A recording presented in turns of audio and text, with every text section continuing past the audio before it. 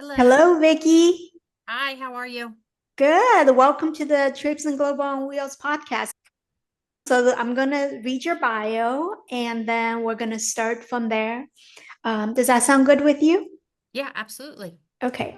So, Okay. Vicki Landers is a proud queer femme artist and disability justice leader living with visible and invisible disabilities. As the founder and director of Disability Pride Pennsylvania, she has produced over 120 inclusive events, blending joy, culture, and activism. With a background in retail management and a passion for assemblage art, Vicki brings creativity, empathy, and edge to every space she enters. She serves on multiple national and local advisory councils, grounding her work in intersectionality, community, and celebration. Vicki lives with her partner, son, and beloved familiars and believes joy is a radical act of resistance. So, Vicki, is there anything that you want to correct or add to that bio? As you know, this is a disability advocacy platform mainly. So, what would you like to share in terms of your own visible and invisible disability? Yeah, sure. That bio is I always have trouble with hearing my bio. So, um but no, it's great. I am a person that uses a walker as needed. Um um and I live with bipolar disorder. Um and um and other invisible disabilities, including autoimmune and things like that. So I feel like I'm also deaf in one ear. So I feel like I have this rounded look at what disability could look like. Yeah, and that's so open and candid of you to share because a lot of people, especially, I have a visible disability. As you may know, I use a manual wheelchair due to scoliosis and polio, and that's hard to hide. I'm in a wheelchair the first moment I meet them, that's quite obvious. So with Mhm. bipolar, that's an invisible disability, and unless you disclose, most people don't really know about it. Yeah. So I think it's very, um, I don't want to be cliche and say brave and courageous, even though it is that, but it's also, um, when you do that, there's stigma attached to it, right? And you risk that stigma, even despite knowing that you still want to share and talk about it openly. Yeah, it's important to me. I first the stigma is there, and the more we talk about it and the more we talk about folks who have psychiatric disabilities, the better conversations that come out of it. you know I also am very comfortable at this time, at being on my meds and doing the things that I need to do, um able to talk about it in express what it feels like for myself, to be bipolar. And I just feel like some folks don't realize or don't think about mental health and psychiatric disabilities when they're talking about disability as a whole. So I want to use my platform to make sure people know that. hmm That's wonderful. And I know you've talked about it on other platforms. What is it like to be bipolar for you personally? Because I think for every single person, even though that the diagnosis may be the same, it feels a bit different. Yeah. I mean, um, I am I realized not I was not diagnosed until I was 45. I had gone through years and years of I was depressed. People would put me on depression meds and things like that. But it wasn't really until I was 45 when they actually said that I had bipolar disorder. And for me, all of a sudden it made sense. Um, all of these feelings and some of the activities that I've done in my past. Everybody has some things that they look back on and they're like, oh, you know. Um, but I really had to look back and say, oh, well, those are traits of somebody with bipolar disorder. Um, and for me, for myself, I need to be on my meds. I know that. Um, it's not always as somebody, one of the things they talk about is that people who are bipolar are less well, I shouldn't say less. They're more prone to go off their meds because they feel good, you know.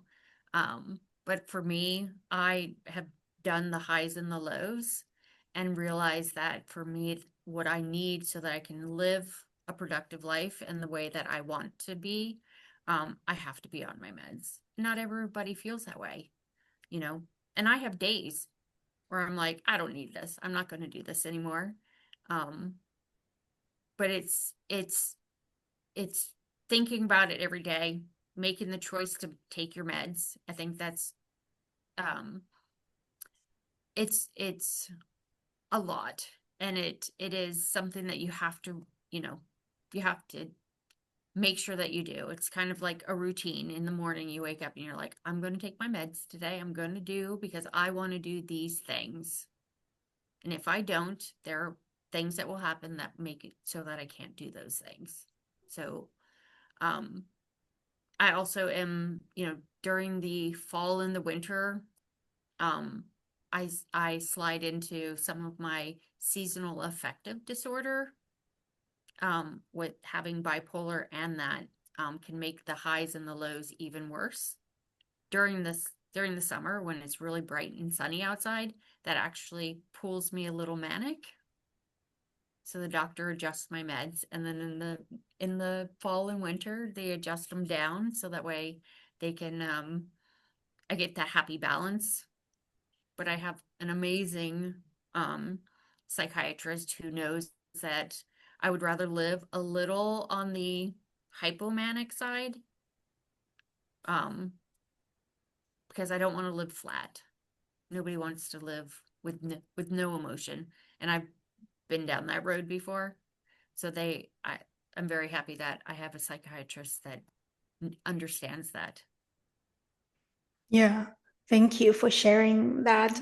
And I think this is the types of conversations we all need to have more often. So you mentioned that you didn't get diagnosed until 45. Um, do you wish you would have known earlier? Oh, yes. There, like I said, there are things going back even in high school where um I made decisions that um were scary, they were unsafe, you know. Um really, as I think back on those things, I coped a lot with drinking even in high school, because that's how a lot of folks with bipolar disorder handle their, you know, handle their disability. And some people, um, have heavy drinking and all of those other things that come along with that, you know.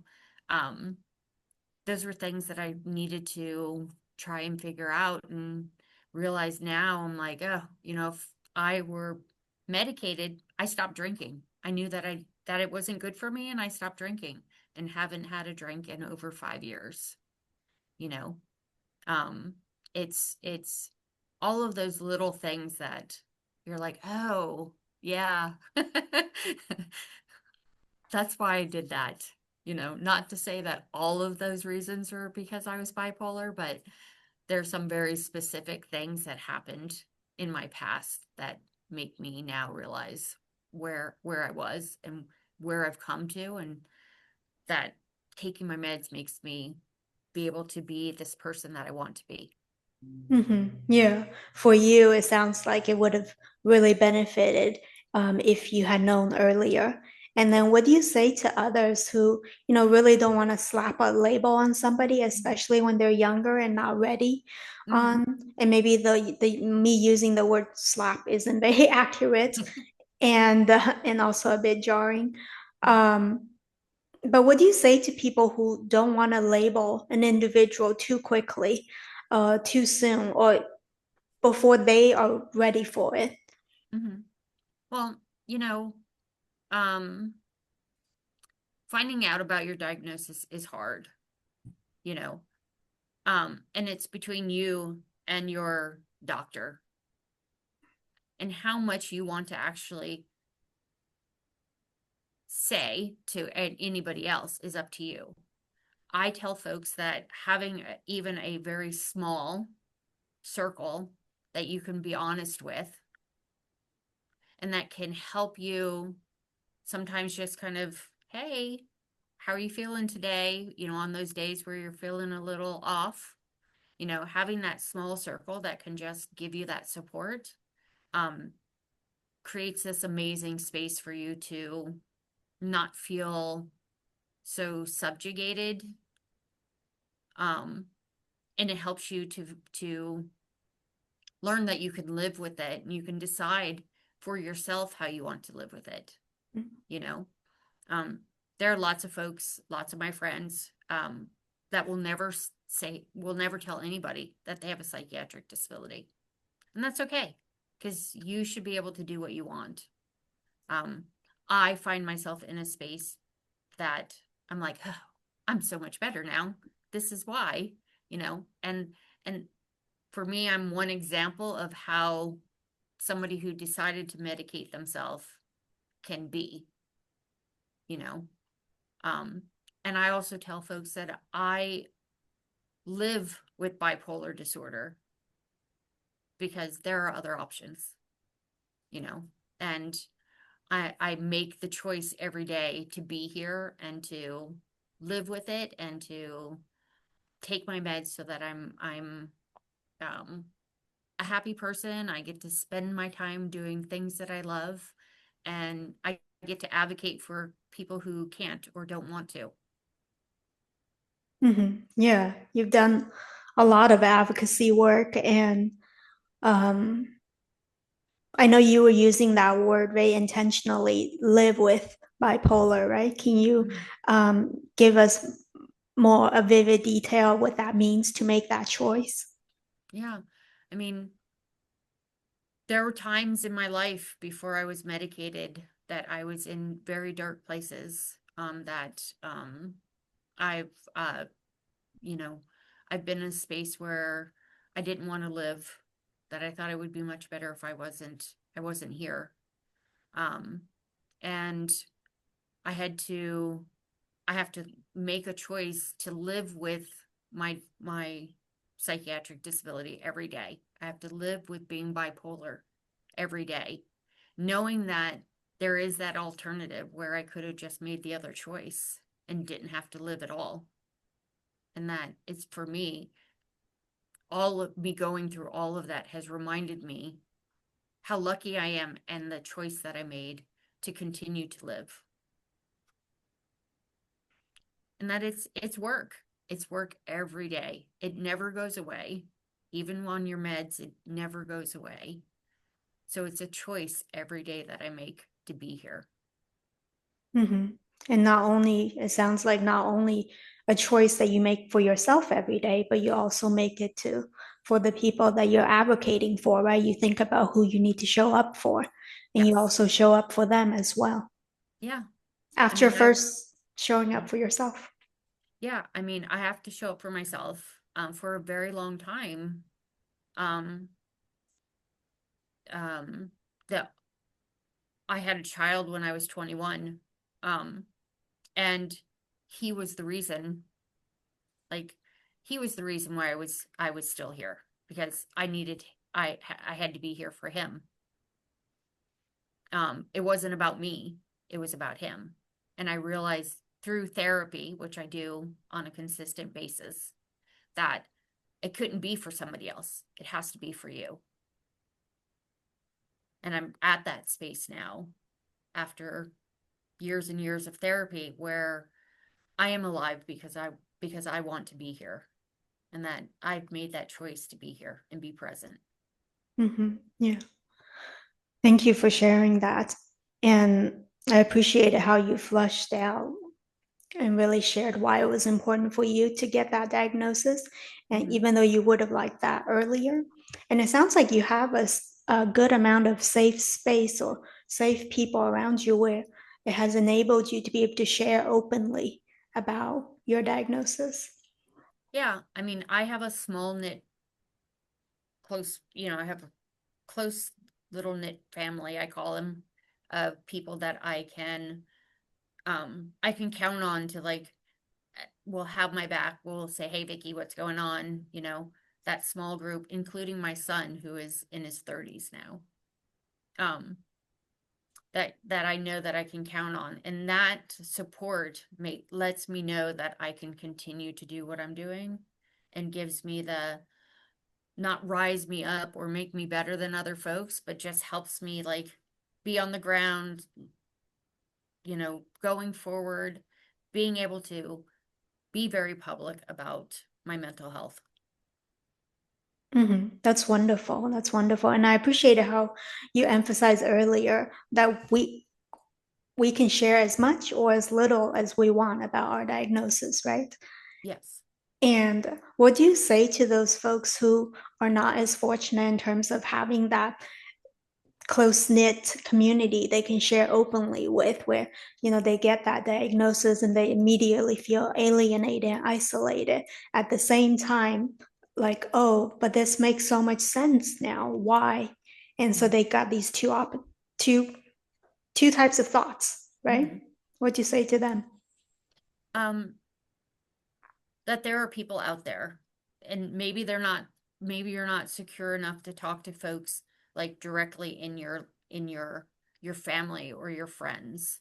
But there are therapists out there, there are support groups out there of folks who understand, folks that you can cry, scream, yell, whatever you need to do because they get it. And sometimes that, and having it be people that you don't know to help you kind of figure that out and try and decide how you want to be, sometimes that is a really good first step. And support groups aren't for everybody. I was not a great support group person. I did much better working with my own therapist. I tried support groups, and for some folks, they work really well. Um, but even if it's for a while, for me, it was one person I could talk to about this with my therapist, and they would not really validate me, but they would say, these are the reasons why you're doing this, and this is how we can work on, being better or figuring out how you want to be and what your life looks like with this. And then it was, you know, how do you talk to somebody else about it? How do you tell your mom, or how do you tell your husband or your child, about this and still feel safe and connected and secure about it, you know? And my thing is, there are lots of different agencies, lots of different organizations out there that give you support. And just because you tried one and you didn't like it, you shouldn't stop trying. You should try somebody else. That's a great point. There are, like you said, I agree. Lots of online resources now too, ever since the pandemic, right? Some of Yes. these support group Mm-hmm. uh, support groups, ones that are similar to AA, even Mm-hmm. they meet Yep. online at all different times. Yes.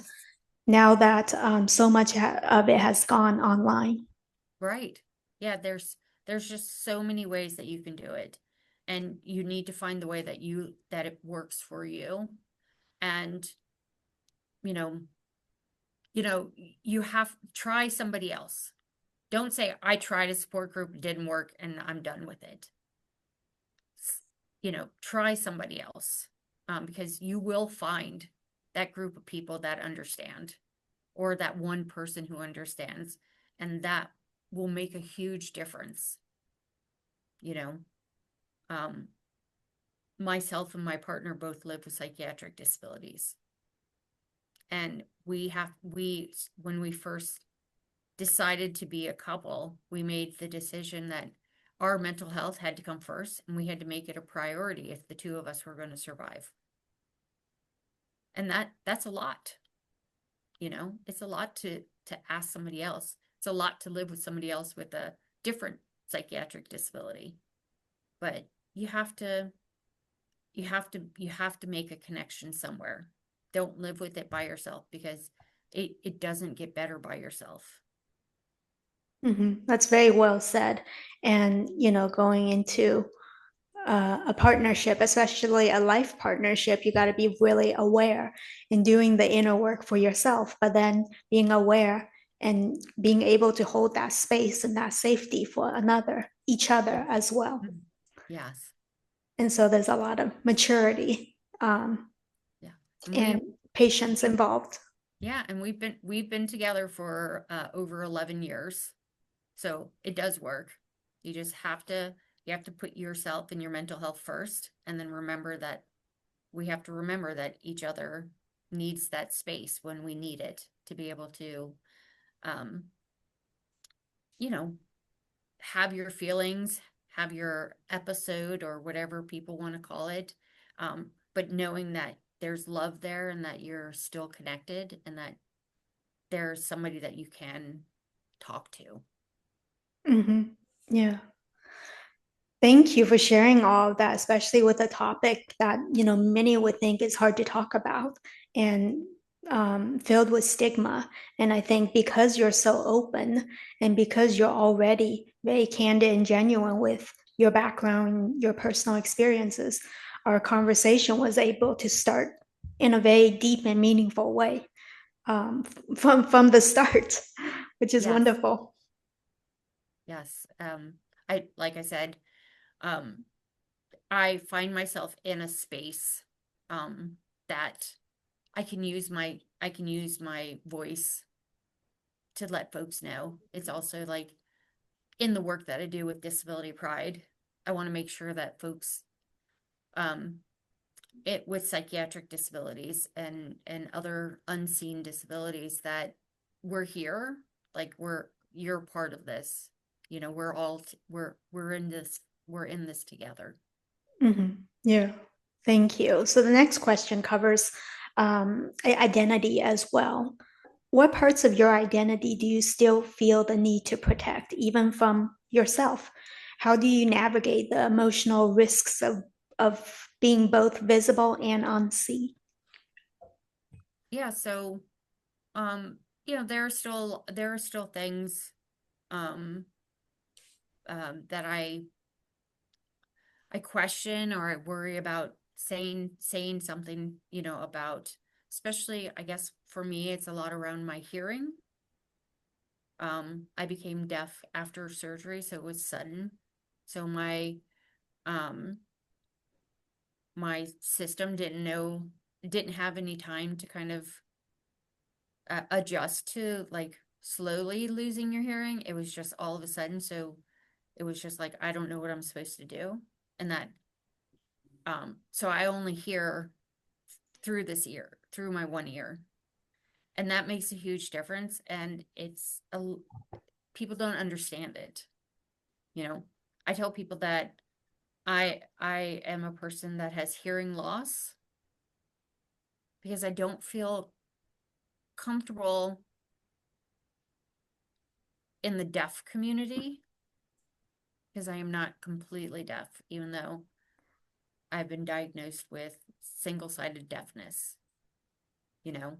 I also I like to say I have hearing loss, because then most people don't yell at you. When you say you're hard of hearing, people start to get louder. And that's also very jarring. So I tell folks that I have hearing loss, and it's very awkward for me.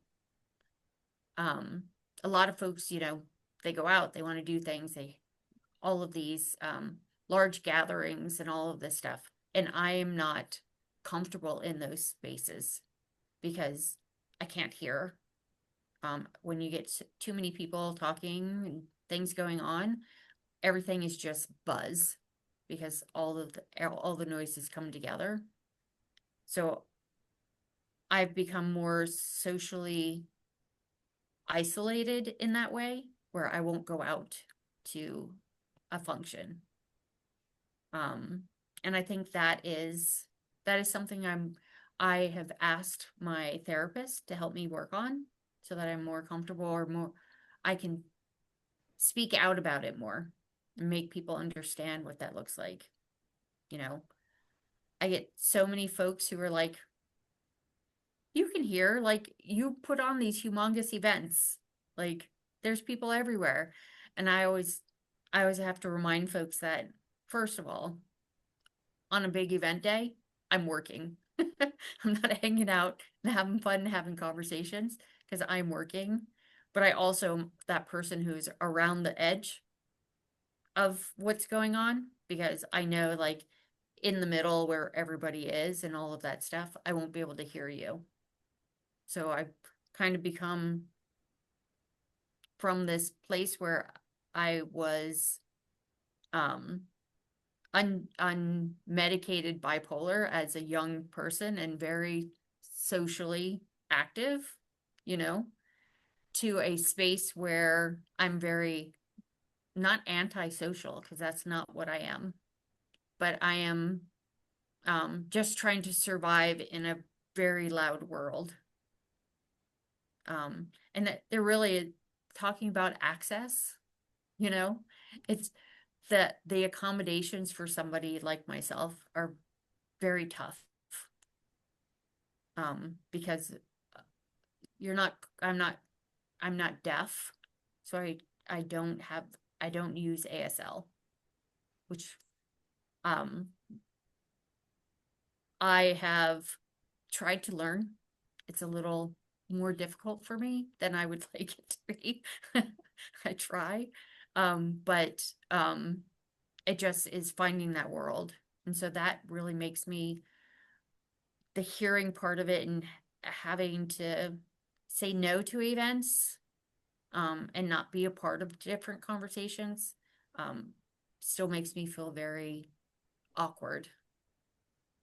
Yeah, that's very insightful about that dance that you it's very insightful about that dance that you have to do, being hearing loss, hearing impairment, and the Hmm. services and accommodations that you may need because you're in that, you're functioning in that in-between space. Yes. So the next question is regarding learning and unlearning about ableism. So what are you still unlearning about internalized ableism, and how do you hold compassion for the parts of yourself that believe those lies? That's a good question. I mean, a good example of that is my hearing, you know. I'm always telling myself, you just need to try harder to listen, you know. Um, and I tell myself that, you know, I am I need to push myself, you know, instead of giving myself grace, which um is very hard to do. I being bipolar, I want to go. I want to keep doing stuff and it's just who I am and who I've always been.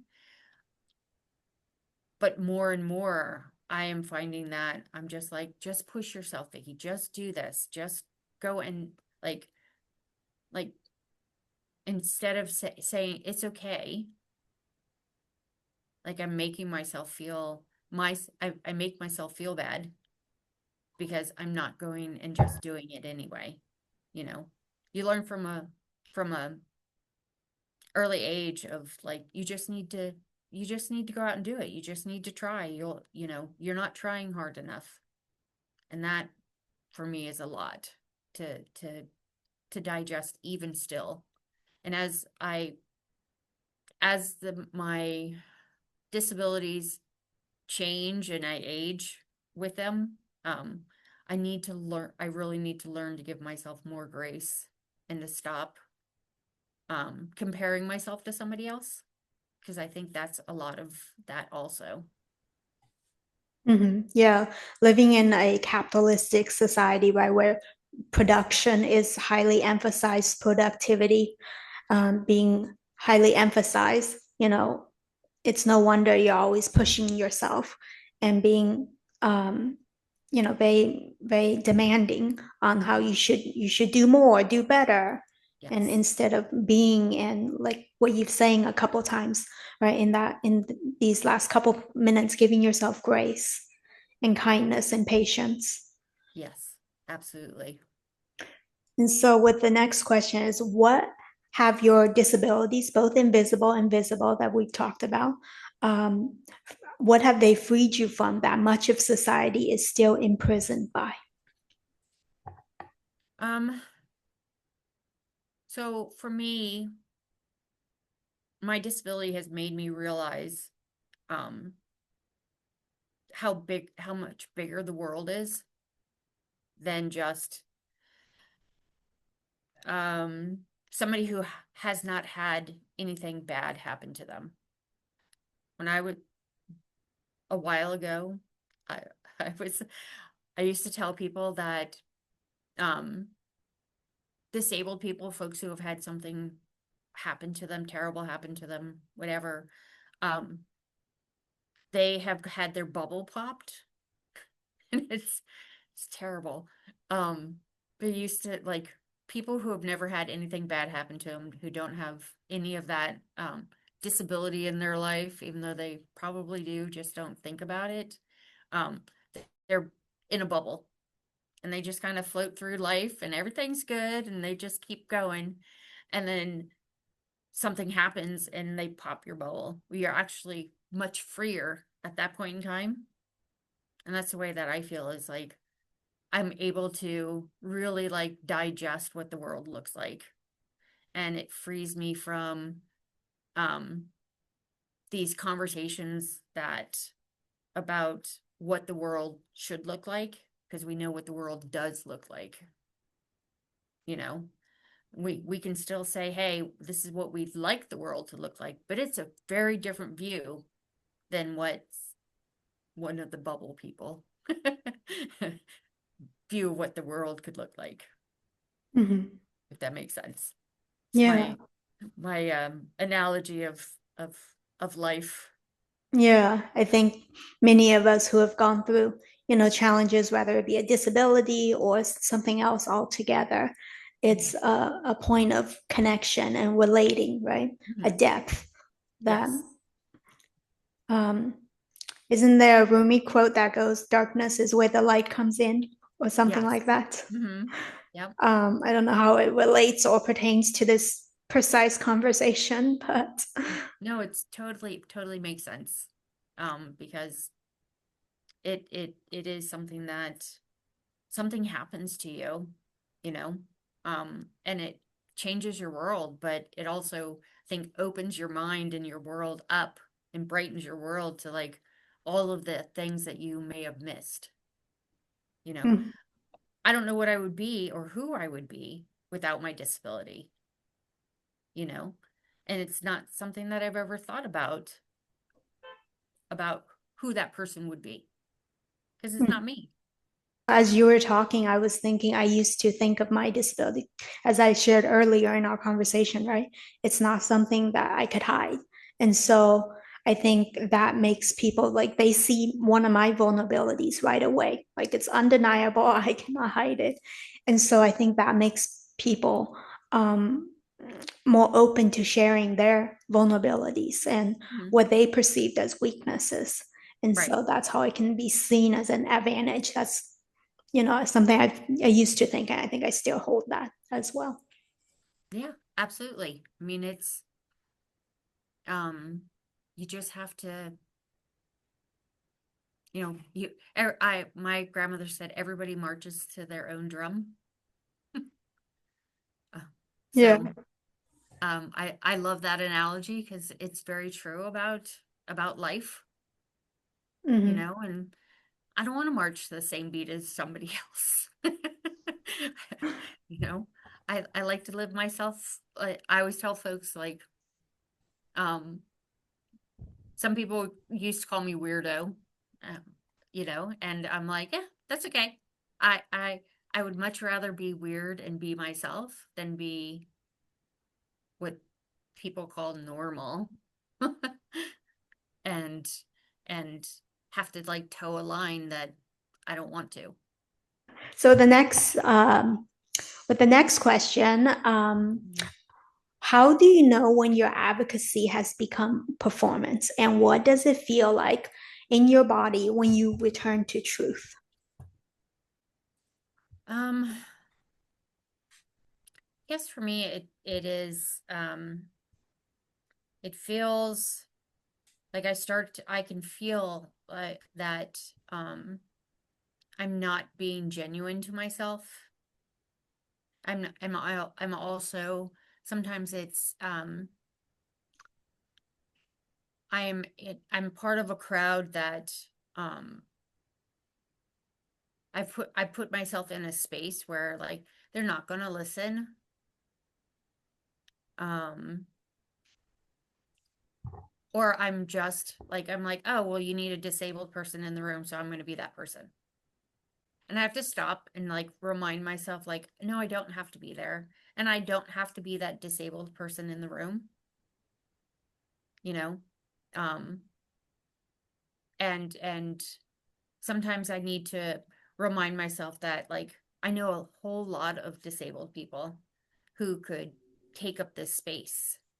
And sometimes I feel like I don't need to be that voice all the time, you know? And I remind myself of that a lot to make sure that like I'm using my platform and my space to uplift other voices, you know. Um, and I have to really remember to just um stay authentic to myself and to what I want, and there are um things for me that I want to make sure people understand, and then there are some things that I also know like, are you going to is this just so everybody else feels more comfortable, you know? Um, I'm not sure if that um I put myself into spaces where I'm just like, here's the disabled person, and I'm doing it just because somewhere in my brain is like, well, you have to be there. You have to be in a space. And you have to, it doesn't matter what it is, you just have to be like, you don't even have to say anything. It's like, oh, we have a disabled person here. And then you have to remind yourself, like, do you have to be there, or is it just like you're just taking up a space that they're not really giving you? They just need to check that box to say that there is a disabled person there. And I think that's where, for me, like I try to make sure I try to ground myself in also remembering that this is only my experience. And sometimes I have to like, hey, this is just one experience out of many. And that kind of pulls me back a lot of times to remind myself that like just use my perspective. I also don't want to give somebody that I've spoken to like their personal experience because it's them that gets to give that and not me. Does that make sense to you? Yeah, definitely. Your experience is valuable, it's unique, um, it has its innate value without you having to overcompensate in any way, shape, or form. At the same time, um, you want to be able to, it sounds like show up, correct me if I'm wrong, show up from a full cup. It's Yeah, not going to be obligatory. It's not right, out of duty. It's because you want to. right. And it's part of your identity, and you really feel the importance of. showing up in that space at that time. And it's a choice to make every single time. It's not a one-time choice. And then just because you made that choice, you have to be in every single space every single time.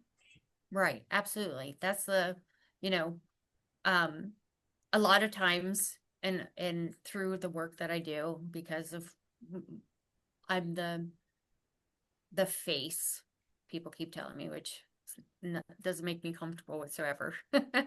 But I get asked to be in a lot of spaces, you know? And I realize that like there's a few of us here in the Philadelphia area, especially, who like we're like, hey, here we are again in this, like we're like the chosen couple of disabled. They're like, we need disabled people here. It's like, oh, this person, this person, this person. And we're always like, here we are, those people again. It's like, do we need to be here? Or, I always have to go in and I'm like, I want to give somebody the um, you know, the grace to see if like they actually like why why you want me here, you know? Do you want me here just so you can tick that box and say that a disabled person is part of your committee? Or do you really want to hear what I have to say? Because if you don't want to hear what I have to say, why am I giving up my time and my energy to something that's not worth it? So it sounds like you want to be mindful of a couple different things. One, you're not just a token minority, and two, other disabilities and other identities are being represented as well. Because, like you said earlier, right, there's people with all sorts of disabilities, invisible, visible, even so many identities outside of disability that's intersectional. Right. Yeah. I mean, there are a zillion voices that could be Mhm. heard. And there are, like just in Philadelphia, there's 250,000 disabled people. You know, choose one of them. That's great that you have that concrete number. I know a lot of areas don't necessarily know that number, know their Mhm. number. Yeah. We're I do a lot of work with Rev Up Philly, Rev Up, nationally. So it's for me, it's very important that as we talk about like, especially in voting, like we know what our the percentage of a vote would be. We are 18% of the vote here in Philadelphia. We're a huge voting bloc. So Mm, it's important for me to know that, but it's also important for me to remind myself that there are so many other voices that could be at these spaces. yeah. So I've started to take one and give one away. hmm If that That's makes sense. wonderful. That's a great practice of allyship, which I know for much of your life and much of your work you've been doing. Mhm. So the next question is, what's the most uncomfortable truth about the disability justice movement that we need to say out loud if we want to evolve? Um, to me, we need to know that we got it wrong. That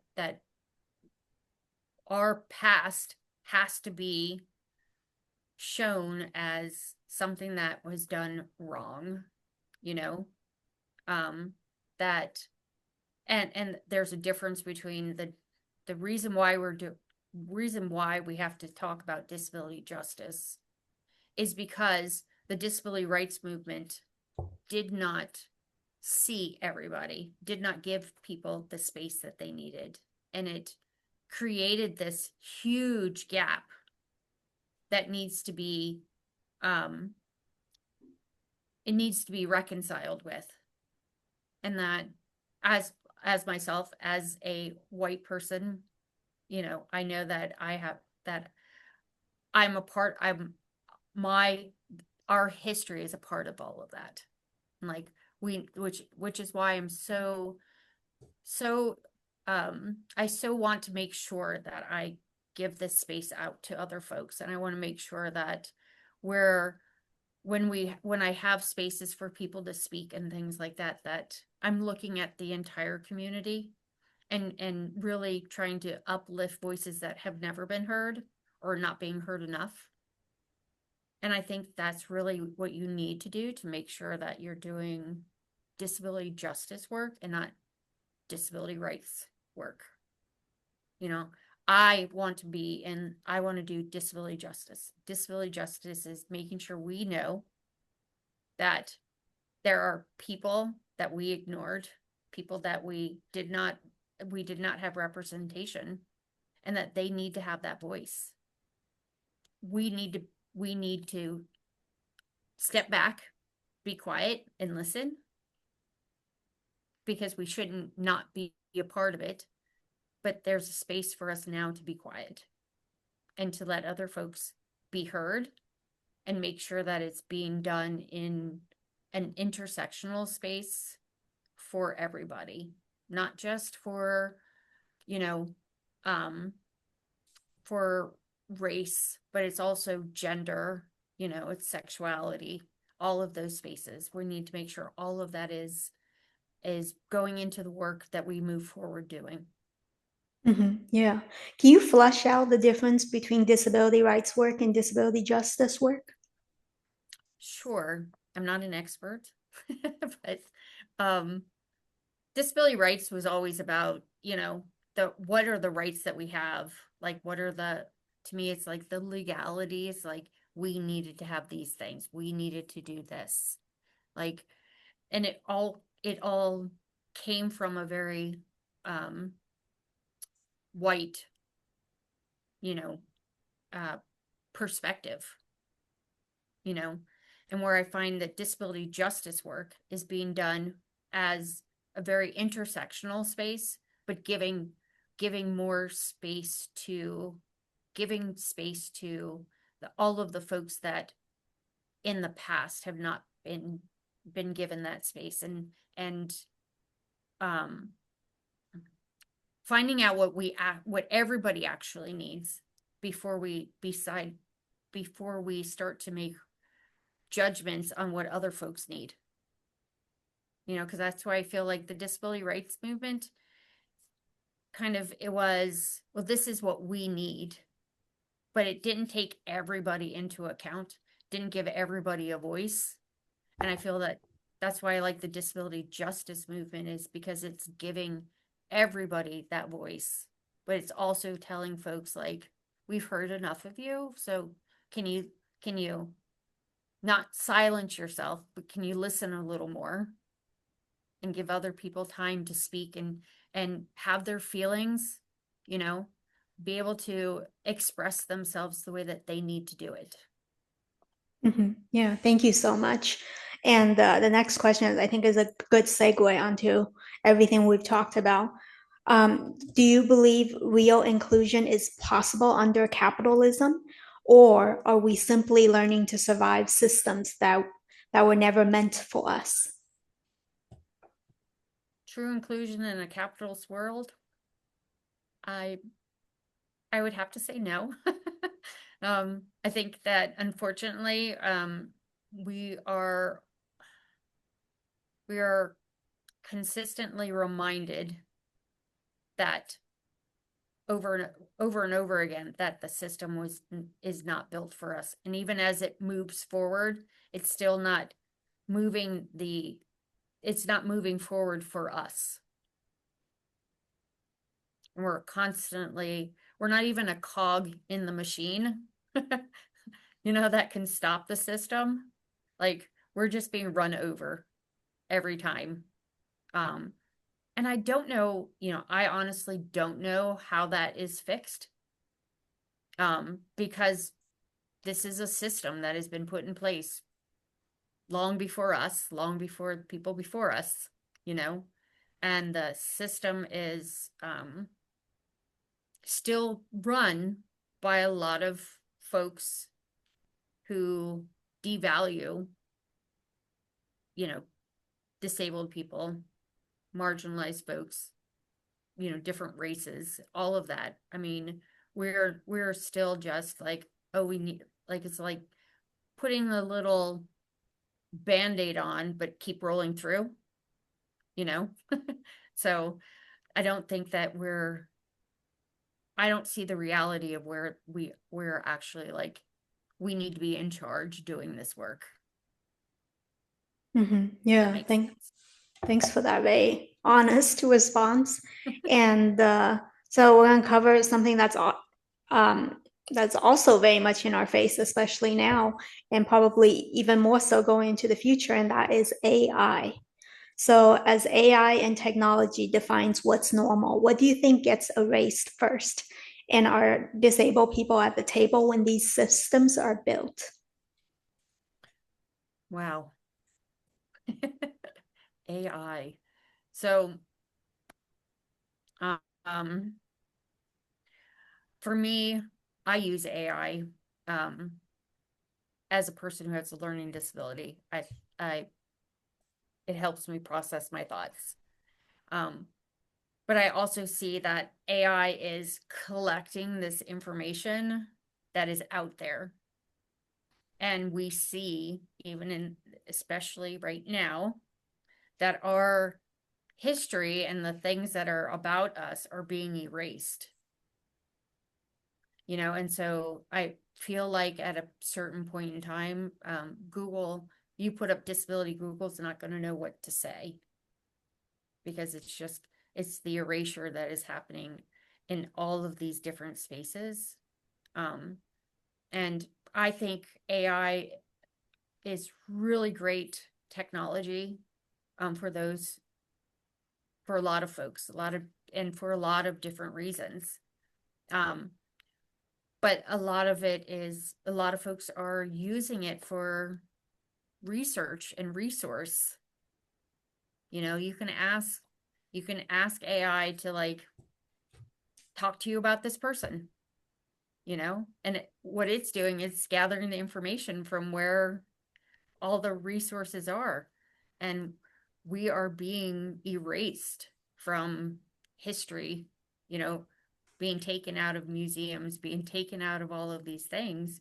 And as this keeps happening, I just feel like the AI is not going to know where to find us and find our information.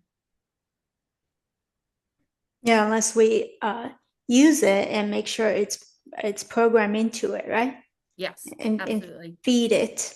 Yes, Because right now it's being fed with all this information, and it's still in its infancy, even despite how uh, developed it feels yes. and how advanced it is already. Hmm. It is, experts say, it is still in its infancy. Yes. I mean, um we have to keep putting our information into it. We have to constantly have conversations. But it's also like, for me, it's going through and it's checking to, like, on Wikipedia or some of those sites, going through and making sure it's the right information. You Mm-hmm. know, what is being updated, what is um on the wiki pages and stuff like that. I go through and look at like what it looks like, what it says about disability pride, and Mm-hmm. making sure that it's accurate and that we're adding to the wiki page, you know, so that way it continually adds to our history somewhere online. Mm-hmm. Yeah, it's interesting. I wonder who's making the decision as to what to feed AI, whose history, what types of history, and all of that. So next question is, in a culture obsessed with speed and productivity, how do people with disabilities reclaim the sacred value of slowness, softness, and pause? And I know we addressed this a little bit earlier when talking Mhm. about productivity and, having all these, um, high demands on ourselves. Mhm. Um, we have to advocate for the space that we need, and for the, accommodation that needs to be made. We need to fight for better work situations, better work, a better work environment. And sometimes that means, it's uncomfortable for us. obviously, because we're always uncomfortable, because we're always the ones having to be like, hey, we we need to do it this way.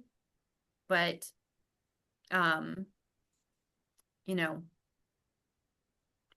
I feel like I need to constantly remind people that I can still get the work done. I just it's different. And I have to give myself grace to also understand that, like, there are some things that I'm not going to be able to do, you know? And I think it's okay. We keep, I think in our, even in our disability world, we're like constantly like, you can do it. You just need to figure out which way to do it. You just, and I feel like that puts a lot of pressure on somebody Yeah. to think that they have to, like, you have to do this. And sometimes you just need to, be like, you just need to tell yourself, and you need to tell whoever that person is, it's like, look, I'm doing what I can do. And that's great, because that's all I have to do for myself. You know, Yeah. I have to be, I have to do what is best for myself. And sometimes it isn't the push, push, push, push, push that we get, whether it's from the outside or inside or our internal selves saying that. We have to remember that we still have a space, and we're allowed to occupy a space in whatever way that looks. And that it's not all about the money, you know. It have to, like, that's it's very hard, and especially in the United States, to not to think about money all the time. But you have to remember that there has to be peace and joy and um forgiveness given to your body for what it can and can't do. And maybe this is where AI comes to the rescue too, right? It's not just, hopefully, under some worse circumstances, not a consolidation of power by these big billionaires, trillionaires, whatever, but actually enabling human beings around the world to be able to really enjoy being human. That first word, being, right? The Right, joy, the peace, the calm, and not needing to have to be these machines that produce money. And right, uh, especially as robots, as things are being automated and computer technology is able to take over more and more, and ultimately be able to take over everything that humans are right. able to do. Mm-hmm. And so, as a collective, think of what that means to be a human. Right. Uh, so, two more questions in closing, and then we will wrap up. I know we've been on this call for a while, so thank you so much for Of course. your It's a great patience. conversation. Okay, so second to last question is, if disability pride disappeared tomorrow, what would be lost that most people don't even realize we've built? It's a sense of self, you know. It's I think it disability pride reminds folks that it's okay to be proud of yourself, whatever way that looks for yourself, for you. Um, and that it also reminds us that we're allowed to celebrate us, you know, and all the good, bad, and the ugly, I always say, because everybody has it. Um, but it reminds us to have joy. It reminds us that we're connected. It reminds us that we have community. And I think getting rid of disability pride would um, socially impact all of us, you know, because these are times where people can come together. You're going to see your community. You're going to feel your community. Um, and I think that's super important, especially nowadays, but it's always important. People don't want to feel alone. They shouldn't feel alone, because there are people out there, and we need to celebrate each other and find joy, because, you know, there's a lot of times, like, in in disabled people's lives where we spend a lot of time um, having to fight for this, fight for that, fight with our own bodies, you know. We need to make sure we remember that you need to find a space to just have fun and that it's okay and we're allowed and we should take up space of joy. Mm-hmm. Yeah. And thank you. That was very well said. So, last question: if you had to walk away from the movement tomorrow, what would still make this life and work worth it to you? And it feels very similar to the last question. um yeah, if I had to walk away from this, um it would be devastating. um just because I am that person who wants to bring um socialization to folks. I'm a community oriented person. Um, and I just feel like it is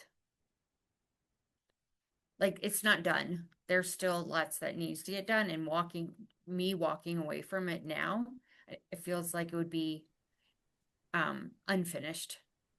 And I I'm a person that I finish my work and I am not done. And we still have a long way to go, and the goal, some people think the goal is that you won't have to have a disability pride event, if we're all doing inclusive work. No, we still should find these spaces to celebrate us and to celebrate the disability experience. So disability pride and events and whatever things that you want to put together with it should never end. Yeah. Thank you so much. I'm very honored to talk to someone who's so passionate about disability advocacy work, whether it's in the invisible disability space or visible disability space.